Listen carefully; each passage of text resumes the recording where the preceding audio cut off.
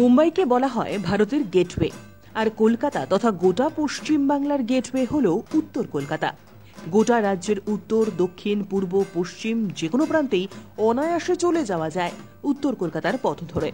Howrah station, Sealdah station, Dharmatala, Babughat সব গুরুত্বপূর্ণ এলাকাতেই সহজে যাতায়াতের পথ রয়েছে উত্তর কলকাতার মধ্য দিয়ে। স্বাভাবিকভাবেই উত্তর কলকাতার রাস্তাগুলি সদা ব্যস্ত, দিনরাত চলে অসংখ্য অটো, বাস। এহেন গুরুত্বপূর্ণ উত্তর কলকাতার আইএনটিটিইউসির সভাপতি শ্রী স্বপন সমাদ্দার উল্লেখ্য, আগে উত্তর কলকাতায় অটো এবং বাস চালক এবং মালিকদের বিভিন্ন বিষয়ে নানা অভিযোগ ছিল। যাত্রী পরিষেবা নিয়ে অভিযোগ ছিল যাত্রীদেরও। স্বপনবাবু দায়িত্ব নিলেন, সব অভিযোগ শুনলেন এবং সমাধান করলেন। শুধু মুখের গালভরা কথাই নয়, কাজে করে দেখালেন। মুখ্যমন্ত্রী মমতা বন্দ্যোপাধ্যায়ের আদর্শে অনুপ্রাণিত স্বপনবাবুর দায়িত্ব নিয়ে বুঝিয়ে দিয়েছেন দলনেত্রী মমতা বন্দ্যোপাধ্যায়ের উন্নয়নের অন্যতম বার্তা বাহক তিনি। সারা বছরই থাকেন মানুষের পাশে। বিশ্বকর্মা পুজোর দিনও তার ব্যতিক্রম হলো না।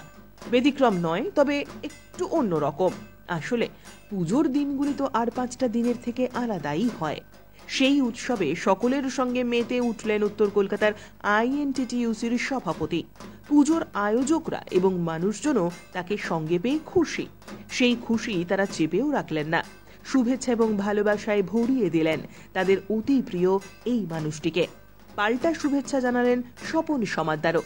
একই সঙ্গে বললেন, যাত্রী পরিষেবা ও স্বাচ্ছন্দ্য এই দিকগুলি কোনোভাবেই অবহেলিত থাকতে যেমন তিনি দেননি, তেমনি আগামী দিনে এই পরিষেবার মান আরও কিভাবে উন্নত করা যায় সেজন্য নিরন্তর প্রচেষ্টা চালিয়ে যাবেন।